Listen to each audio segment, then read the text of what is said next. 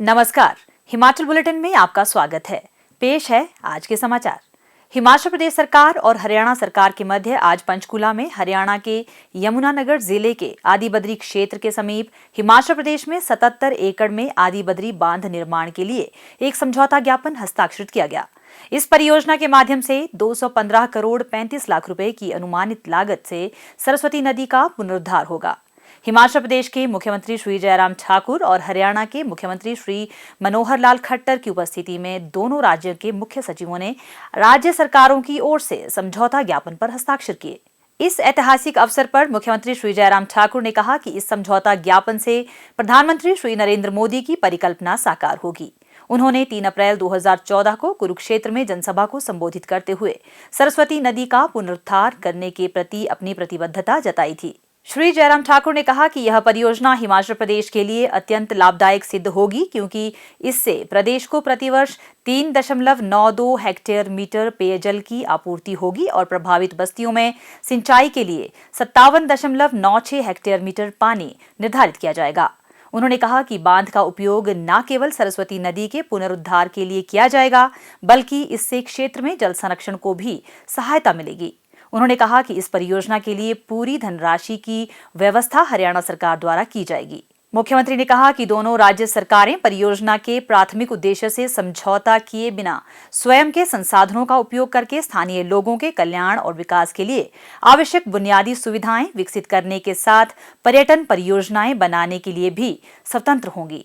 मुख्यमंत्री ने कहा, प्रस्ताव हमारे सामने रखा गया और हम उसमें शामिल होकर के मिल करके उस दिशा में करने की कोशिश कर रहे हैं इस प्रयास को, ताकि ये सरस्वती नदी जमीन पर दिखे और इसके अस्तित्व को जहां हमारे आज से पहले ऋषि मुनियों ने स्वीकार किया, आज से पहले इतिहास के हिस्सों ने स्वीकार किया और आने वाली जनरेशन, आने वाली पीढ़ी भी इसको स्वीकार करे, उस दृष्टि से बहुत महत्वपूर्ण कार्यक्रम आज का ये। आदरणीय प्रधानमंत्री नरेंद्र मोदी जी का सदैव इस बात के लिए प्रयत्न रहता है कि नदियों को जोड़ने की बात और नए कॉन्सेप्ट के साथ नई चीज़ों को लेकर के वो हमेशा सदैव शैली उनकी है, काम करने का तरीका, उसको आगे बढ़ाते रहते हैं। तो इस तरह से मैं समझता हूँ कि एक अच्छा एक प्रयत्न है, एक प्रयास है हिमाचल के पानी को रोकने का भी, और जिससे हिमाचल के लोगों को भी बहुत बड़ा लाभ होगा। और मैं ये समझता हूँ निश्चित रूप से जब ये परियोजना बन करके तैयार होगी आने वाले समय में, तो इससे पर्यटन की दृष्टि से भी जो हमारा इलाका है, जो हिमाचल प्रदेश का, उस डैम के साथ जो जिसमें थोड़ा एरिया जो हमारा सबमर्ज हो रहा है, जहाँ वो इसकी झील बनेगी, डैम बनेगा, जब वो बन करके तैयार होगा तो पर्यटन की दृष्टि से भी मैं समझता हूँ कि उस इलाके का एक बहुत बड़ा जो है वो उधार होगा, उसमें एक बहुत अच्छा एक पर्यटन का एक केंद्र बनाने की स्थिति में भी हम वहाँ पर हो पाएंगे। आदिबद्री बांध परियोजना से सरस्वती नदी फिर भौतिक स्वरूप में आकर हमारा कल्याण कर पाएगी। वहीं बांध का निर्माण शुरू होने से रोजगार के अवसर सृजित होंगे तथा पीने व सिंचाई के लिए भी प्रचुर मात्रा में पानी उपलब्ध होगा। हिमाचल और हरियाणा अपने यहाँ सरस्वती हेरिटेज पर्यटन प्रोजेक्ट विकसित कर सकेंगे। इससे पर्यटन में भी बढ़ोतरी होगी और जिससे क्षेत्र भी विकसित होगा और स्थानीय लोगों की आर्थिकी भी मजबूत होगी।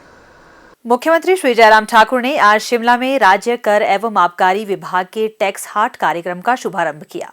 इस अवसर पर मुख्यमंत्री ने कहा कि टैक्स हाट कर अनुपालन में सुधार के लिए अग्रणी तंत्र है। उन्होंने कहा कि कर राष्ट्र के विकास एवं समृद्धि में बहुत अहम भूमिका निभाता है। राजस्व के बिना कोई भी प्रदेश समृद्ध नहीं बन सकता। उन्होंने राज्य कर एवं आबकारी विभाग के अधिकारियों व कर्मचारियों की सराहना करते हुए कहा कि उनके निरंतर प्रयासों से ही प्रदेश का राजस्व वर्ष 1974-75 में 11 करोड़ रुपए से बढ़कर वर्ष 2020-21 में 7,044 करोड़ रुपए हो गया है।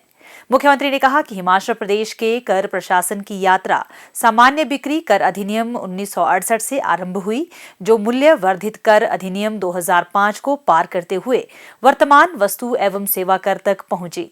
जीएसटी ने एक राष्ट्र एक कर की उक्ति को सार्थक करते हुए सफल क्रियान्वयन के 4 वर्ष पूर्ण कर लिए हैं। मुख्यमंत्री ने कहा कि प्रदेश सरकार ने व्यापारियों की कठिनाइयों का हमेशा ध्यान रखा है, क्योंकि व्यापारी वर्ग की कर एकत्रीकरण में एक अहम भूमिका है। श्री जयराम ठाकुर ने कहा कि टैक्स हाट की स्थापना हिमाचल प्रदेश सरकार की 2021-22 की बजट घोषणा थी, जिसे आज पूरा कर लिया गया है। इसके माध्यम से सभी हितधारकों की कर से संबंधित जिज्ञासाओं एवं प्रश्नों का समयबद्ध उचित तरीके से निष्पादन हो सकेगा। उन्होंने कहा कि सरकार ने जीएसटी में व्यापारियों को समय समय पर अनेक रियायतें प्रदान की हैं।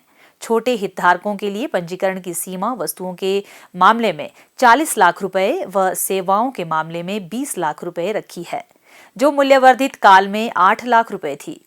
यह छोटे व्यापारियों के लिए बहुत राहत की बात है। उन्होंने कहा कि कोविड काल के दौरान सरकार द्वारा छोटे व मध्यम दर्जे के व्यापारियों की कठिनाइयों को ध्यान में रखते हुए रिटर्न भरने की समय सीमा में भी छूट प्रदान की थी।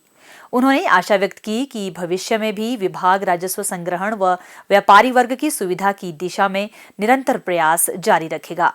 इस अवसर पर मुख्यमंत्री ने विभाग के लोगों का विमोचन भी किया। उन्होंने विभाग के ट्विटर व फेसबुक पेज का शुभारंभ भी किया। मुख्यमंत्री ने राज्य कर एवं आबकारी विभाग की 51 वर्षों की गौरवशाली यात्रा पर आधारित पुस्तक का विमोचन भी किया।